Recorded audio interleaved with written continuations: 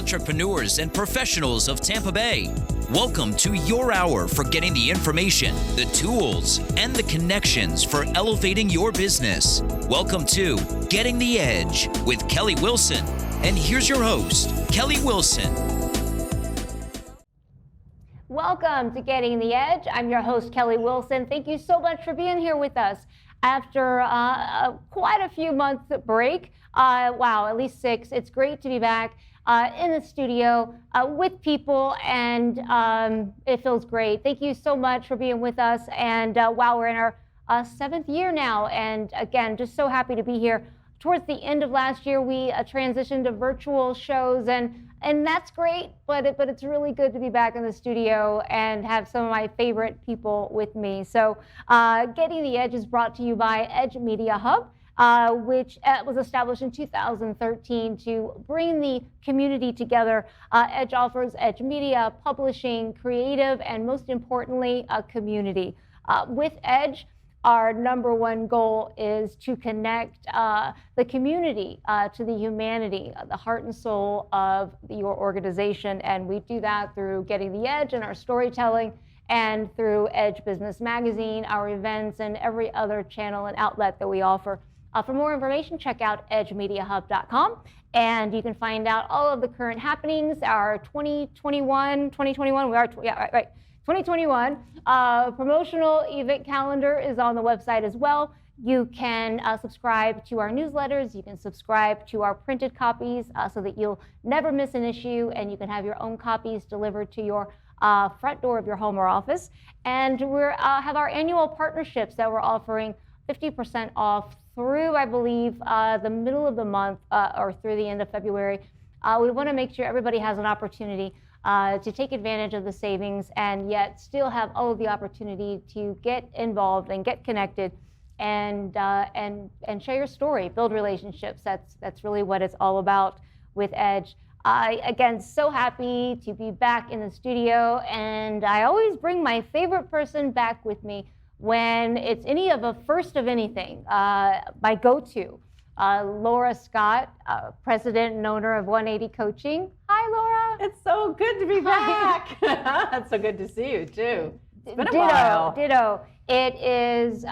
You're one of my favorite people for sure. Aww. And any opportunity that I have to sit down and talk with you is always fun. So and entertaining and enlightening. So I appreciate you always being here. That's so kind. And it's great to always have you as my first of whichever transition we've made, because you're my comfort zone. And it's that way I can. I feel like Linus's blanket. That's a compliment. I'm happy to be that. I'm right? happy to be here, and happy to see you again. Yeah, thank you. And you've been a great friend of mine and involved with my endeavors and Edge since close to the beginning. I want to say 2014. But we did probably meet in 2013 through the Center for Women. That's right. A phenomenal organization who many know I'm very close to and a part of. But yeah, we met there, and then you started coming to our Edge events, and I believe you won like a free membership at where were we? On Howard Avenue. Yeah, that was at Scott Moore's Urban Body. You have a great memory. Yes. Thank you. That's why I can't sleep. That's why if you see me pausing sometimes during the shows, I have so many thoughts coming in at one time. I don't know, but thank you. I try. Long-term memory, great. Short-term, not so great. So I'm sure that'll be evident. And if we shared a brain, we'd be the perfect pair. Yeah, right? It's interesting. Yeah, we all have our talents, right? Yeah, strengths and weaknesses, and that's one of the things they teach us, right? Is to bring others in where you can kind of offset each other. But you have provided so much content, inspiration. I love. Again, I tell Laura all the time. I'm not sure. I would like to think I would be here regardless, but you just never know. And Laura's encouragement with me, not even as a client, because she is 180 Coaching, but just as a friend for coffee over the years. And just, I don't think sometimes we know or realize how much we've influenced someone or the impact that we've made. And therefore, I'll finish my book someday that will tell of all the tales of what I've been through to be sitting in this chair. But it's been tough. It's been a wild ride. It has. But again, I wouldn't change anything. Everything that I have gone through and overcome has led me exactly to who I am today, which needed to be so. But your encouragement and I remember often too, we'd have a meeting for coffee, and I remember I didn't want to go. Like other things are going on, and you know, and I didn't feel that personable at the moment. But I would go because I look forward to seeing you, and I was always so happy afterwards because even without maybe even saying exactly what's going on in my head, just talking, you know, and your encouragement helped. So. Thank you. I mean, there's one event that I remember driving to on the way to 2014, and I was on Bayshore Boulevard, turning on to Bay to Bay, and I'm going to Joe & Sons Olive Oils in 2014 for our evening social. And I literally, again, we had just launched, I mean, less than a year, and just because you see me sitting here and talking or doing the things or at events doesn't necessarily mean this is where I'm comfortable. And I remember literally I was going to be sick. I knew I was experiencing anxiety, and and this was just, I was gonna host an event, and that wasn't the first. It was, I don't know, the 5th, 6th, 7th at that time. But Laura had given me advice on just some tips of how to identify what I was experiencing. And I pulled over for a minute and just did the tips, and as crazy as it sounds, your advice was identify and then say out loud to yourself, you know, what you're feeling, what you're experiencing, and then kind of laugh with yourself through it. And it worked. Like I said, it sounds corny, but it worked. It's called affect labeling, and it does work. It does. It's tried and true. Yeah, and so really any time prior or after that, you know, that I was going to an event, I didn't have to picture anyone naked. You know, I could just, I'm kidding. Sometimes that could be a little creepy. Yeah. Not my go-to strategy. Right. Do they really tell people to do that? You know, that was like a thing. In 10 years of Toastmaster, I haven't tried it. I don't really want to go there. To talk a little bit about Toastmaster, you know, and again, I think we all think when we look at someone else that they are effortlessly doing something, and most of the time that is not so. That is also what helped with you and I, because as I would talk, you would share other clients. That I was normal. You know, that you have to normalize all that anxiety. It's real. It's everybody experiences that, and I've been grateful to have found a really wonderful Toastmasters club, High Risers Toastmasters. So I'm going to put a plug in for them. I'm just fantastic, very, very caring, nurturing folks that help each other be the best speakers they can be. And so we have everybody at every level. You know, people who are like myself, you know, experienced speakers, but I continue to go because the feedback is so wonderful. And I have a lot of verbal tics. I say, yes. You know, yes. So I think. Yes. And there's always somebody at Toastmasters that we call the counter. And every time you say one of those filler words, they're putting a little penny in a tin cup, and you hear it. You go, oh my gosh, I said that like 20 times in a 6-minute speech, you know?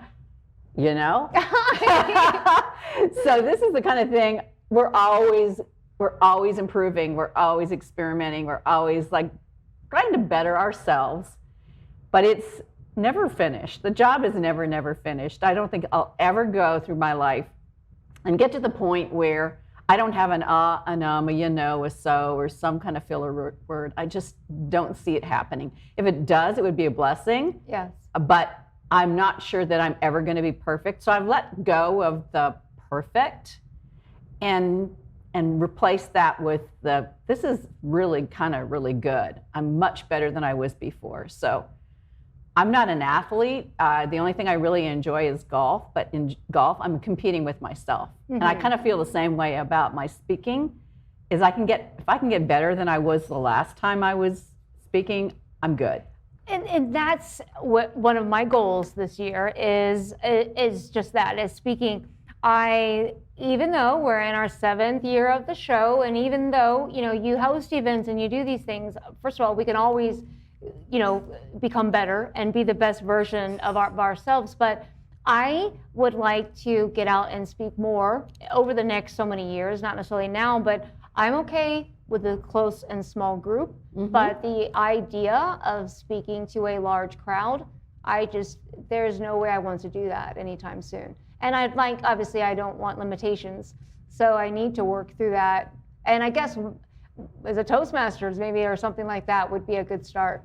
I call it exposure therapy. So whatever you're fearful of, and I was talking about this topic with a group of women leaders just the other day, about how we can use that exposure therapy, and you figure out, okay, what do I fear the most?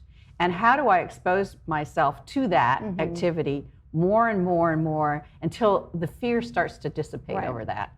And so for speaking, that's been, I think we've talked about this. I used to be an incredible introvert. I could barely look people in the eyes. My head was down. I would never believe that. 15, any time really through middle school until I was about 14. And then I decided, because I went to a leadership camp that the Rotary was running, and I got feedback from my other students that they interpreted me as aloof. And I said, well, I'm not really aloof. That's not who I want to be. But it was my profound shyness that made people think that I was aloof. Oh, interesting. And I said, I don't want to be perceived that way. So how do I get more out of my shell? That is valuable to gain perspective of how other people see you, for sure. It was the best feedback I could possibly have gotten at that age, because then I made the conscious choice of saying, you know what? I need to be a little bit more outgoing. I need to connect with people. And part of that is eye contact. And part of that is just lifting up your head and saying hi and acknowledging people as they come by you in the hallway and smiling at them and connecting. Instead of looking down and I don't have to engage people in conversation. That was too much of a leap from being really, really shy girl. I remember I took up smoking just so I could escape the cafeteria and go in this little outdoor smoke space. Have a reason to excuse yourself. Yeah. I mean, it was just pathetic. That's what I've always said. Smoking was always my solo habit. It's something that's just it. In fact, people often said, "I think you continue smoking just to alienate yourself." Well, it was my excuse to get out of a group and go into a quiet space, and it was actually at the back of the, shop where they did all the car repairs and stuff, and so it was just my way of escaping. But it's really pathetic. But after that, hearing that aloof comment, I decided, you know what, I'm going to sign up for stuff that forces me to go out there. So I signed up for the announcement committee, the assembly committee, the coffee house. I ended up emceeing the coffee house that following year. Who knew this shy girl could do that? But of course, it was nerve-wracking. And I just thought of that one year. Yeah. A few years ago, back when I did the show with Jamie, when we kind of came together with Jamie Maloney, and I did the business show together, and he signed us up to MC some kind of, it was an Indian festival at Riverwalk Channel. Anyway, I didn't sign up for it. He did, but it's luckily I kind of had him to fall back on throughout that day, but I don't want to have to fall back on someone, and maybe I wouldn't now, it's 4 years later, but, sure. And I think sometimes when you're forced into, you just do it. That was not a great day. I was not happy with him to sign us up for something that, Yeah, out of your comfort zone. Right. Well, and, I do preach about that a lot, because everything, being here today or anything that I've done, I joke often, get comfortable with being uncomfortable for as long as it takes. And because nothing I do is in my comfort zone. But I want to provide a little comfort, right? So I push a little bit here and there, but as we set goals for ourselves, and which is one of the things I wanted to kind of talk about today with Laura, obviously goal setting and setting, realistic expectations for ourselves, and also want to talk about Laura's amazing article, as always, in the latest Tribute issue, which was Daydreaming Your Way to Success, which I love. And so I want to talk a little bit about that too. But all of Laura's contributions are all on our The Edge resource library, so check it out. Love having all of everything now in one location. You can search for the different contributing writers specifically, but definitely check it out. You've got a lot of great stuff Thank you. over the years. It's been fun. And it's information that I just feel is so critical to be able to provide.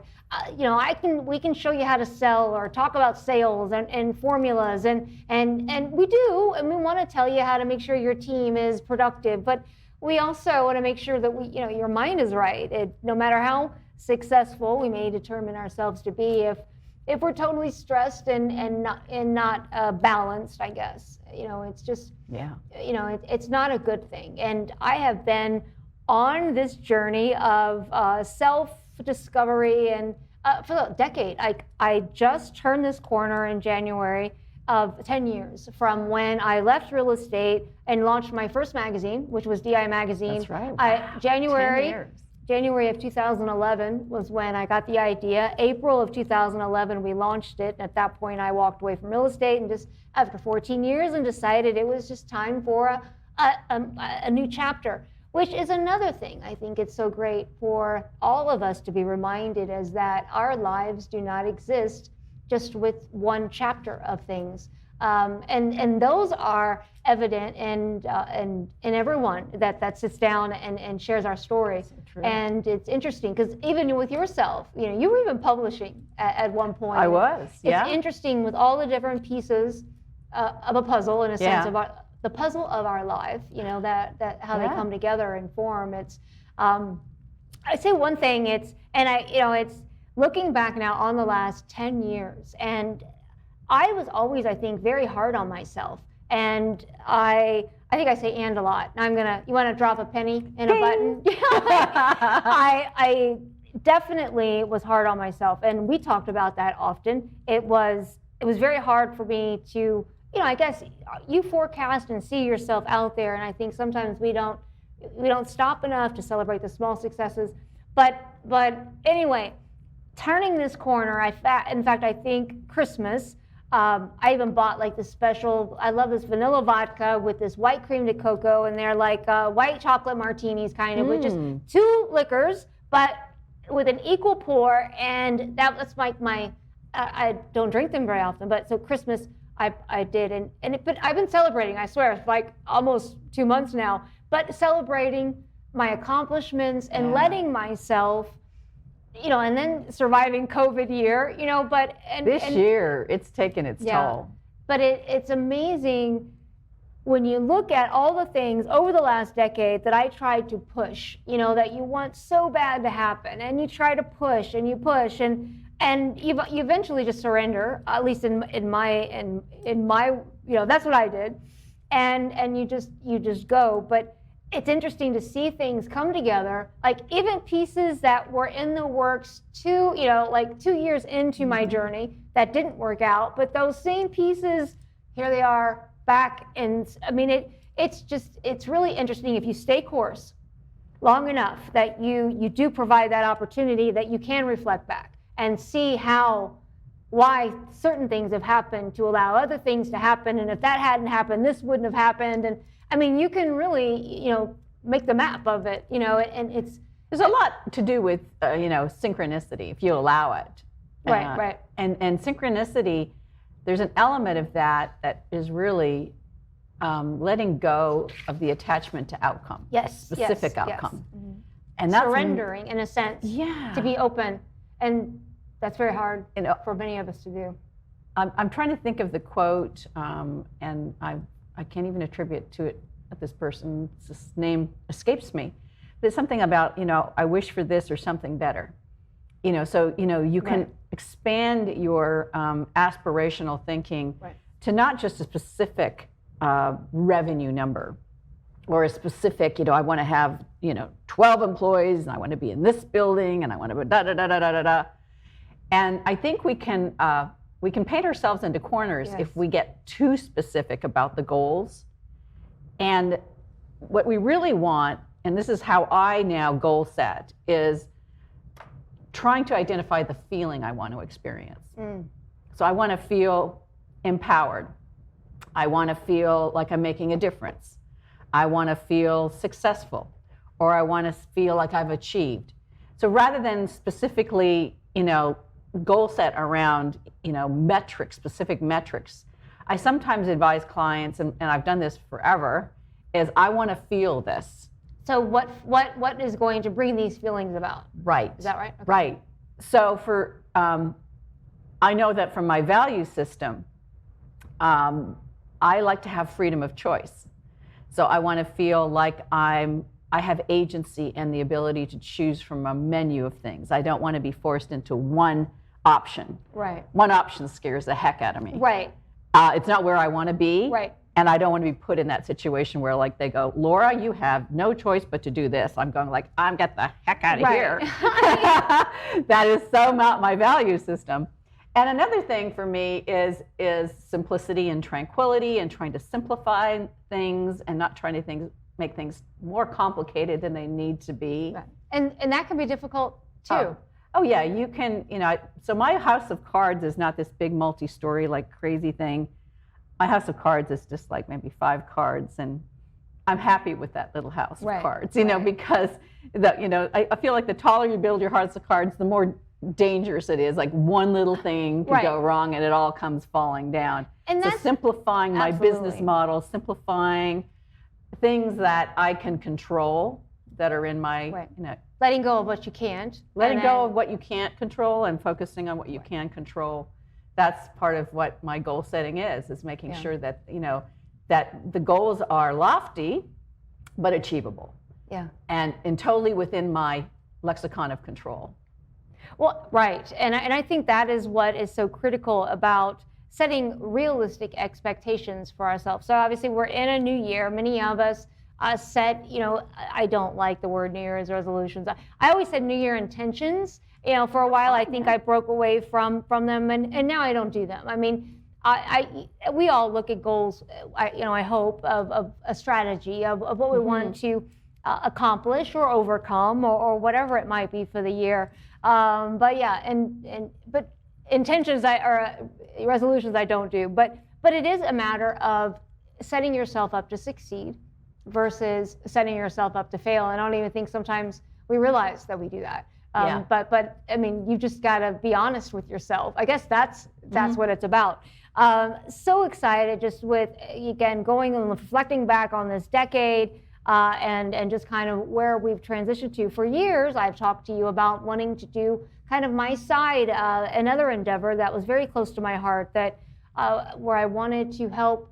I've learned over the years that one of my gifts, other than talking constantly, is just helping others identify that they are capable of so much more than they ever realized they were. And I'm thankful that I have this ability to inspire people to look deeper and to want to identify what indeed their purpose is. So it's for years, and again, it goes back to things maybe not coming together years ago, but waiting and seeing things out. So 5-6 years ago, coming up with this concept of what I wanted to do, but still not knowing the right platform or what, I just didn't have all the pieces. I've just learned not to force things.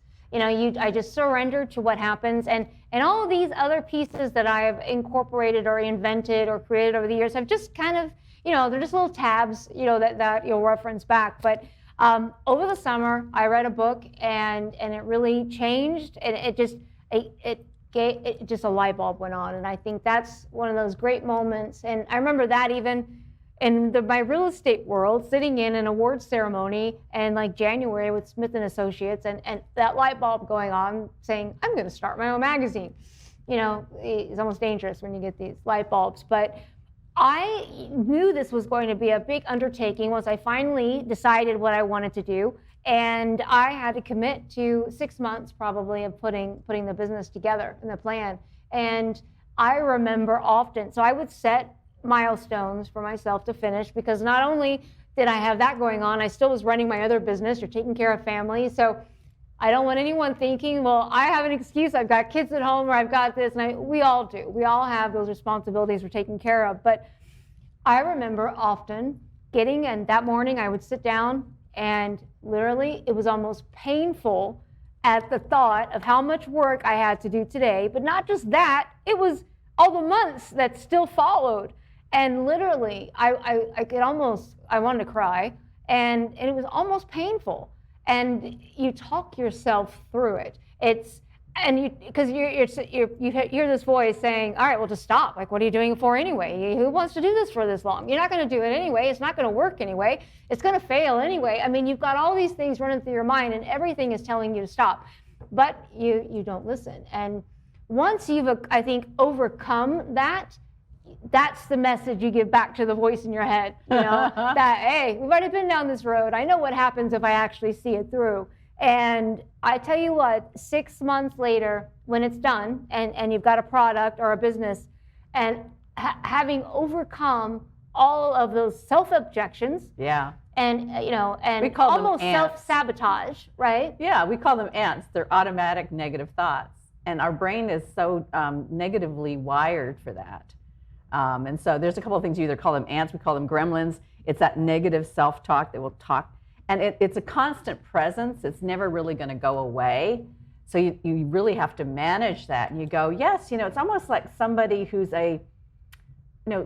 somebody who loves you, who wants you to be safe, who says, yes, maybe you're getting a little too ambitious here, Kelly. Right. Maybe you shouldn't be doing that. And you know that maybe they have some of your best interests in heart, but they don't have you. They don't have your heart. Well, Mom and I had that conversation prior, thankfully, right before she passed. She was able to say, the reason I discouraged you all those years was, because I wouldn't have had the courage to do it. Right. I don't think I could have done it. I didn't want to see you fear fail. projected onto you. Right. And because of their own self-limitations, right? So she was born in a different generation where what you were doing, she could never, even if she had the courage, been able to pull it off. Right. Because society wouldn't have let her do it. Right. But that I think is so important, I guess, for us to know. But then to realize that when someone is, and I say that all the time, if you're going to ask someone for their advice, just know that they're going to give you advice based on their experiences. Mm-hmm. And based on what they know up to now. Yeah. And if you ask 3 people the same question, they're all going to be 3 different answers. They're all going to be their opinions, based on what that their life person's experience. Right. So it's interesting. So ultimately, it's up to you, to make your own decisions. But I often say, be very careful of who you share things with, and you do not, let go of the need for approval of others, because that's, you're never going to get it. Not in the way that you want it, because they're not in your mind. That's what I wanted to say real quick. So I read a book recently. The Untethered Soul, the Michael Singer, I believe. I don't know that book, so tell me, what were your takeaways? Wow, it was a good one. So the Untethered Soul, he talks about this voice in your head, right? Just like you, but his advice and his tip in the book is to take this voice out of your head and put it in the chair next to you. Put it on the couch. It's just like it's a person. Sure. So all day long, as this is happening and these voices, picture it, not in your mind. It's not you anymore. It's whoever you've identified it to be on.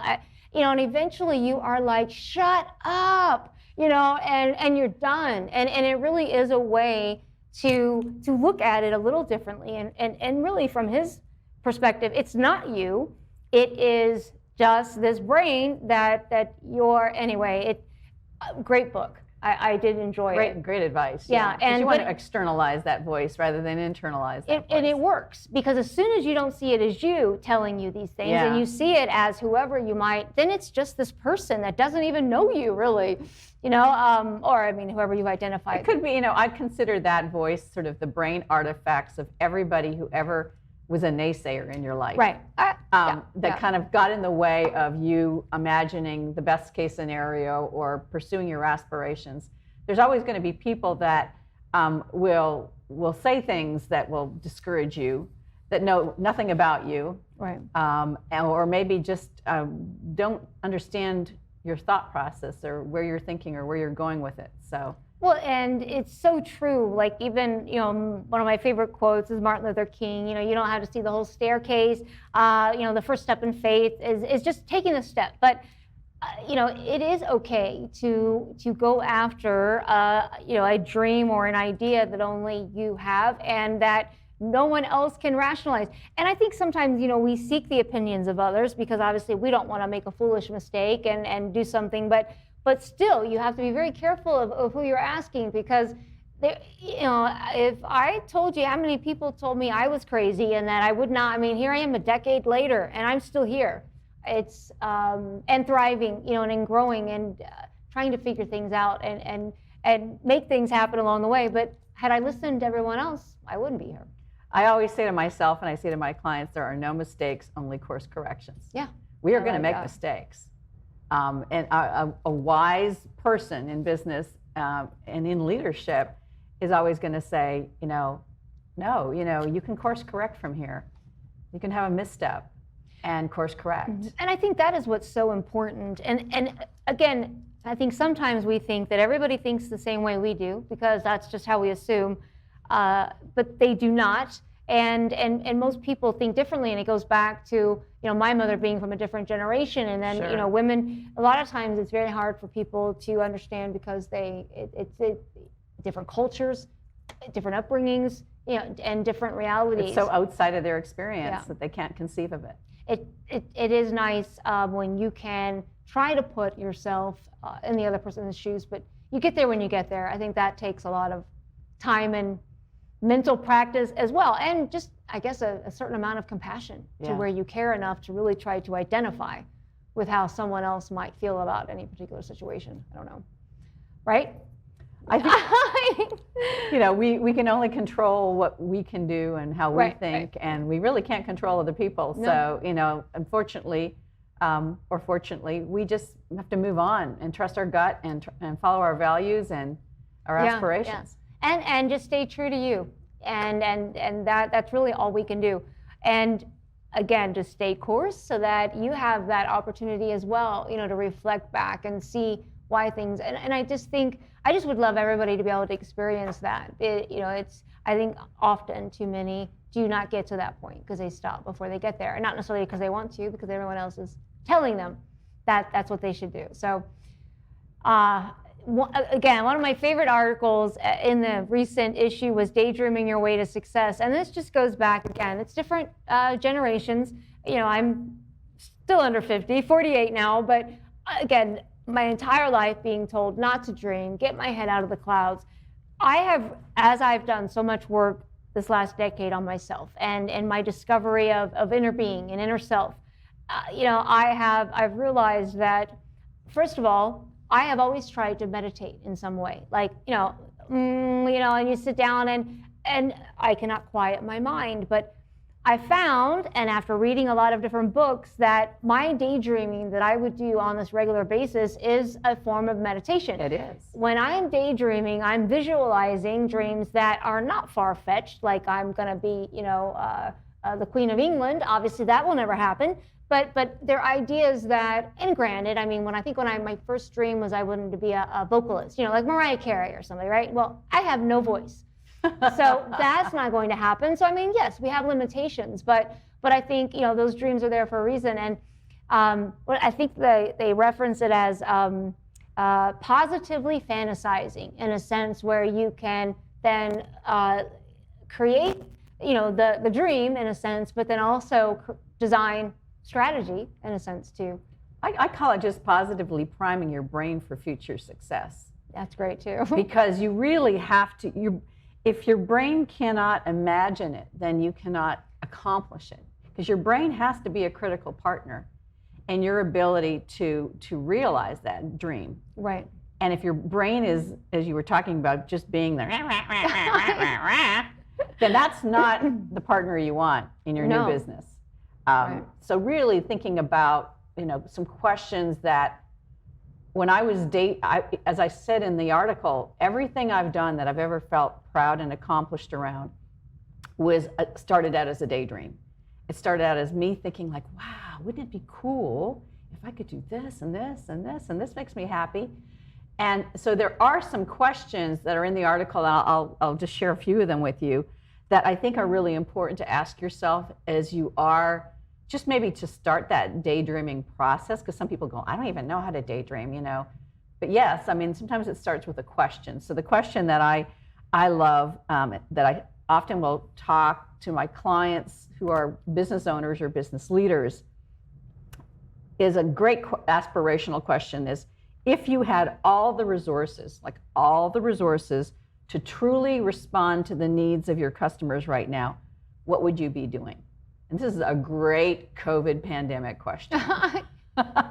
Because right now we feel like we don't have the resources. We can't do this, we can't do that. We're limited, we're da-da-da-da-da-da-da. And the old business model is not working because we can't be face-to-face with our customers, or we can't invite people into our space. So, that's really important. So a lot of businesses have come to this point where they go, wow, the old business model isn't working with the COVID thing. And so we got to figure out something new. So there's been a lot of innovation happening, a lot of people pivoting, a lot of people course correcting, and figuring out how they can meet their customers' needs in different ways. So this is a wonderful daydreaming exercise where you can just say, if I had all the resources I needed to meet my customers' needs right now, what would I be doing? Another great question is, if you could redefine your way of living to more closely align with your values, what changes would you be making right now? I think values alignment is so, so important because it's the thing that allows us to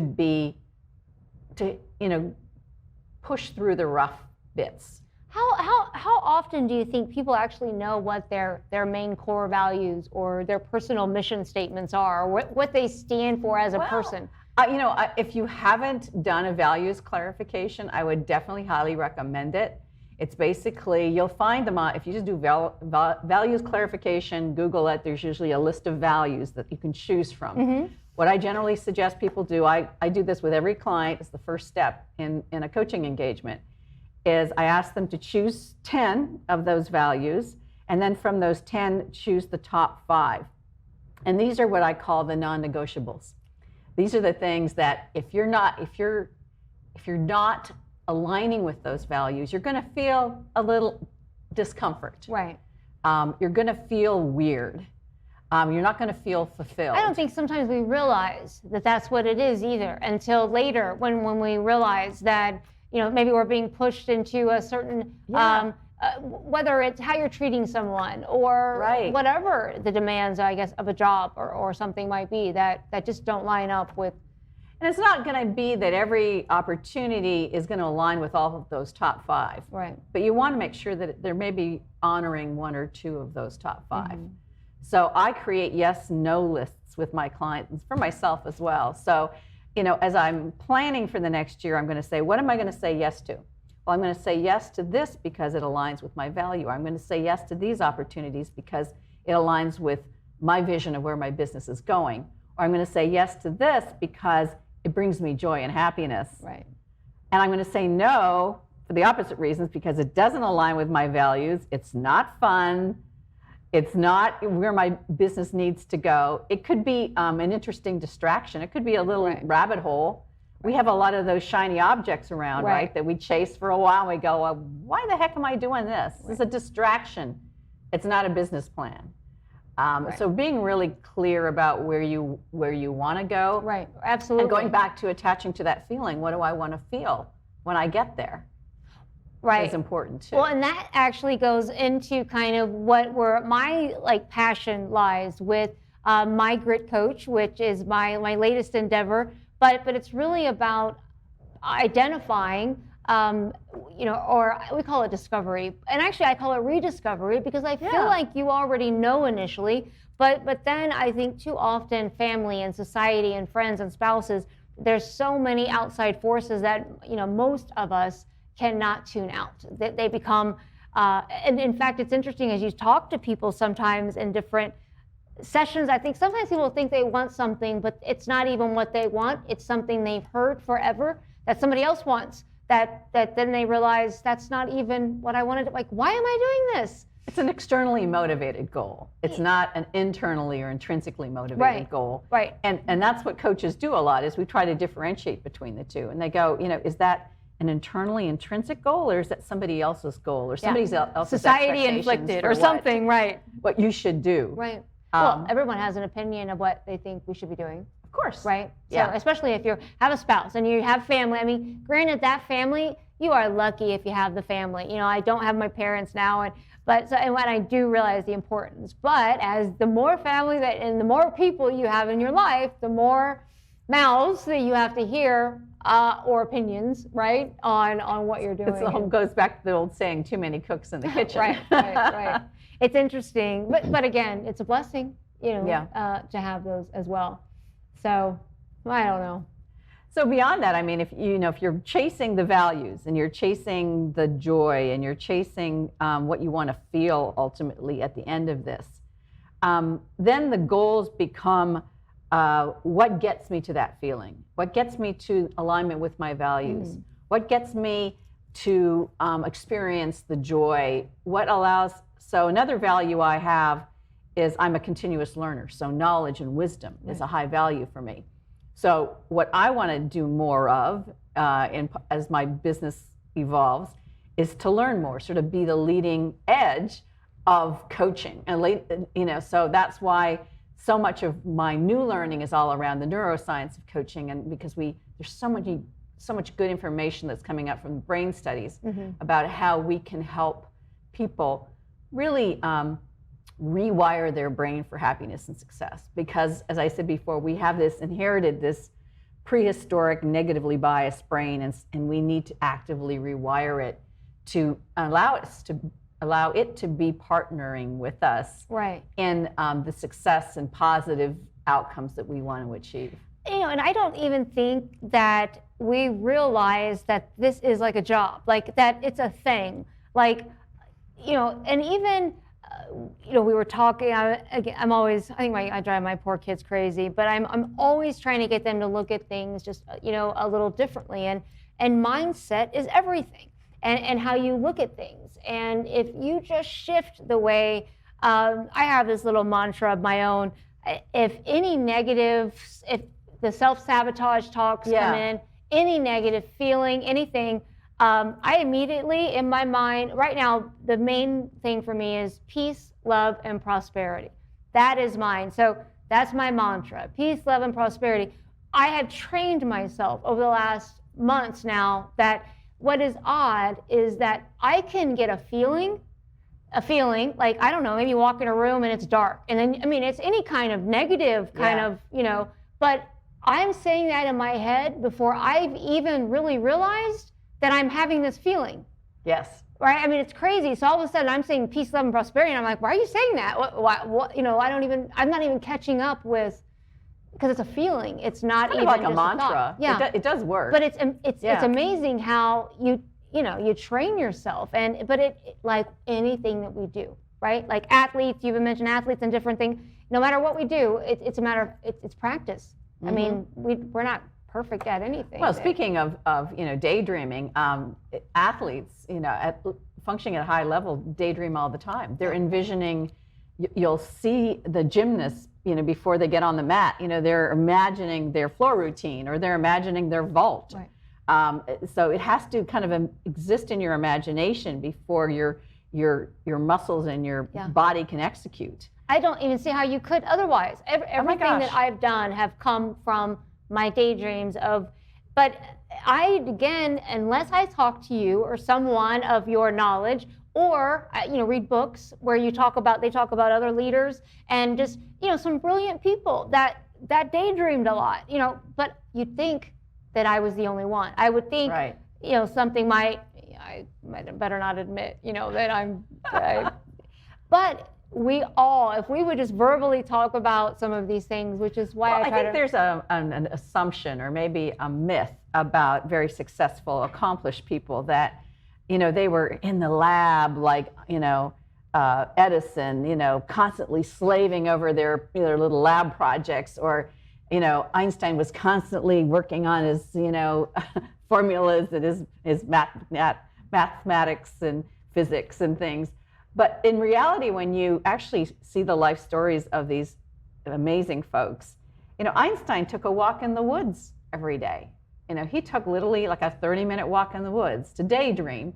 And, Edison and Ford and all these amazing people would meet together in little masterminds and go camping and just talk about like fantastic ideas that had probably no real modern opportunity to be realized in the short term, but they were like dreaming of things that maybe didn't even exist yet, that they were aspiring to, kind of utopian concepts that they would discuss and see, okay, like how do we align current resources and knowledge and technology with this utopian vision of where we want to go. And there's a gap between what's readily available in terms of resources and what your aspirational thinking might be. But a lot of the most successful businesses are the ones that sort of connect the two. Then find that gap, find what's missing in between, right, to make it happen. I mean, we have an aspiration right now to have these amazing electric cars. We don't really have all the resources yet because we don't have the right battery storage to make long distance travel in an electric car possible. But it's not stopping us from designing that ultimate electric car. We know that there's battery technology or some kind of energy cell that's going to allow us to do that. Right. That's not stopping us from designing electric cars, so in vehicles. So there are opportunities. I was just reading about some Indian company that's designed, a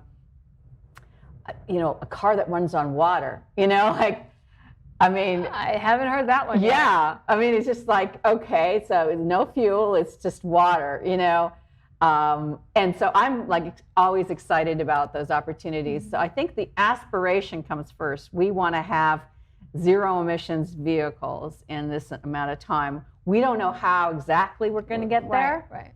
But if we don't have the aspiration, then we're not going to then be really creative about how to get the interim resources and technology to get us there. I think half of entrepreneurial-minded people, we don't have any idea what we're doing. We just do it. But if we waited to have all the answers, I think there's no perfect timing, like we say with everything. But yeah, it's you just do it, and you'll pivot and figure out along the way. But we need to throw the penny in the bucket. I'm counting now the time. I said the other one was and. Now it's But yeah, well, it's good to beware, right? Yeah, no. I don't know. We got to stop doing that.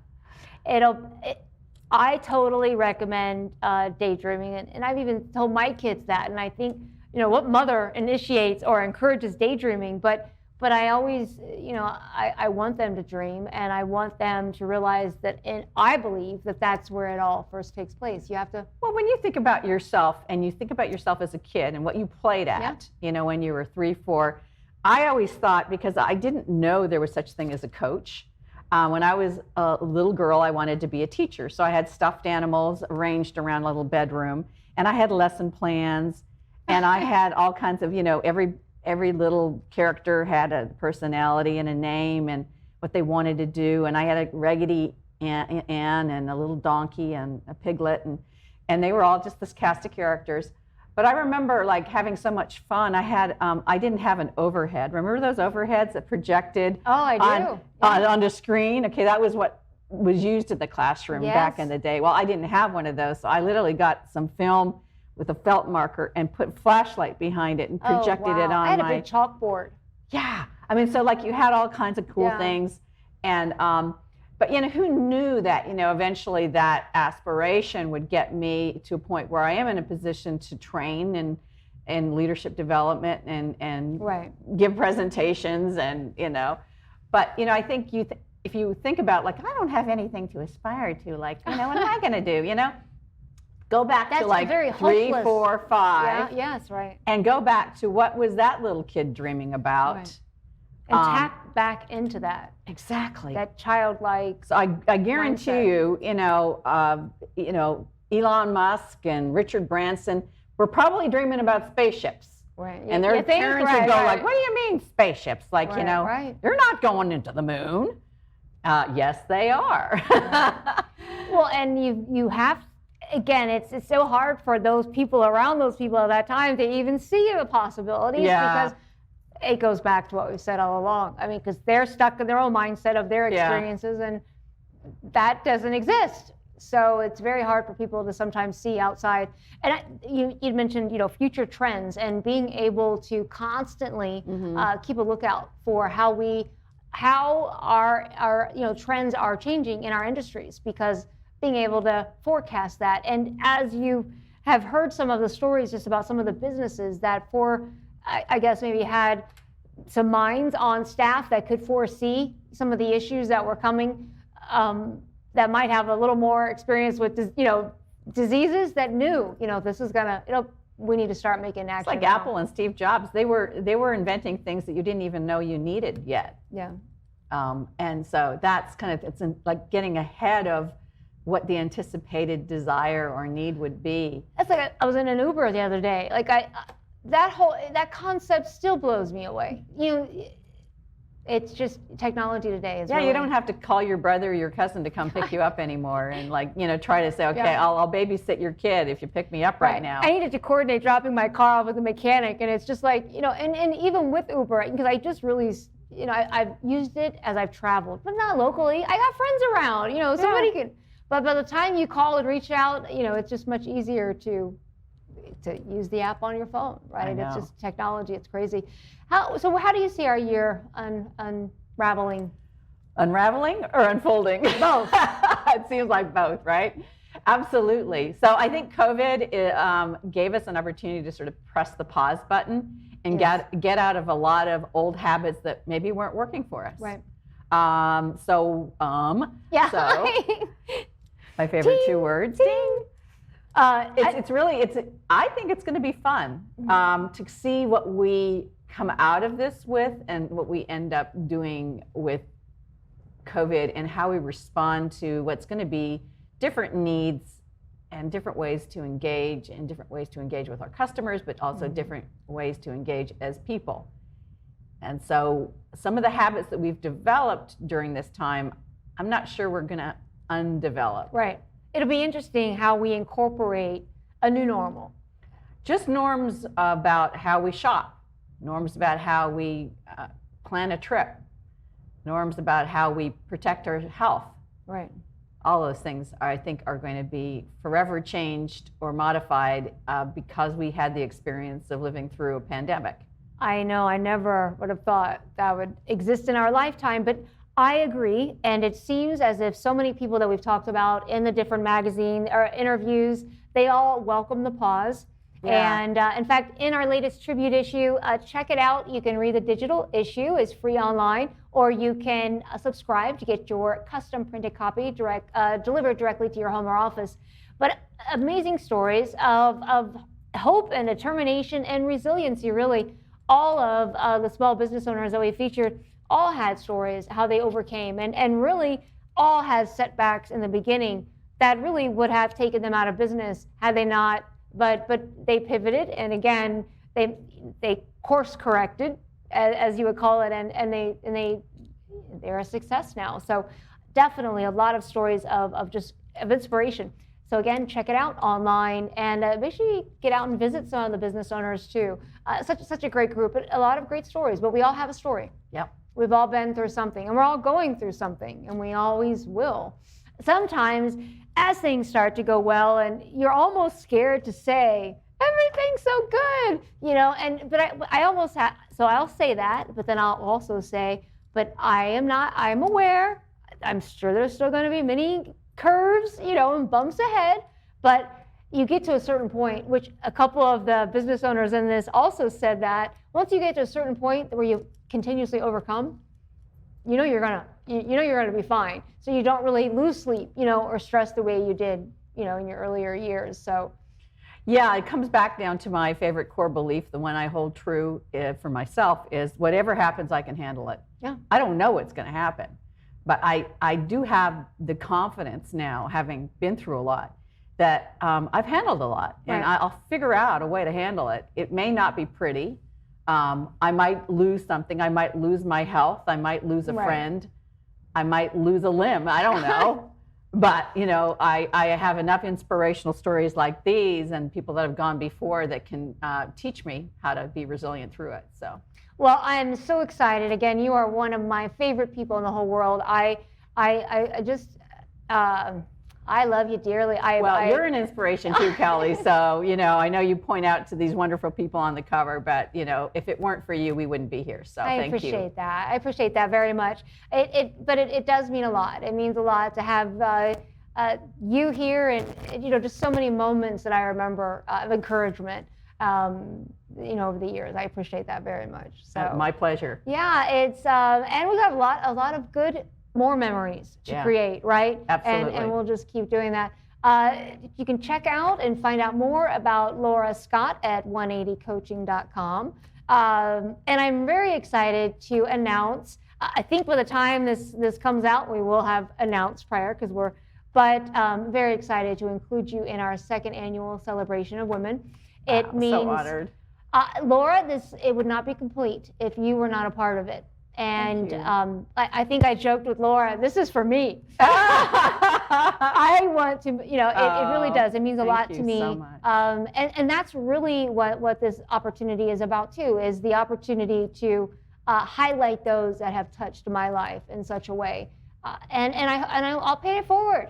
I tell God that every day, you keep, breath coming through my lungs and blood pumping through my heart. I commit every single day, to live out my mission, which I confidently feel is to help as many people as possible to identify their missions. And by me doing so, I'm fulfilling my own. And so I'm on a mission. And I think I've kind of proven I'm not going anywhere. They're giving me signals. I'm going to run out of time already. Wow, this has been so much fun. Thank you for coming back on with me. And Laura will be back soon. And then, for sure.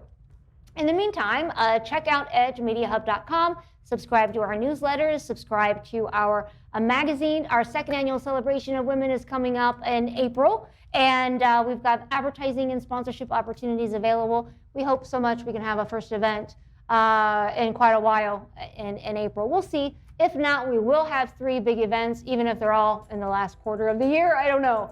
But I want to make sure it's safe for all of us. So much great happening stuff with Edge. Again, stay tuned with everything at edgemediahub.com. And we'll see you soon. Until next time, never stop dreaming. Thank you.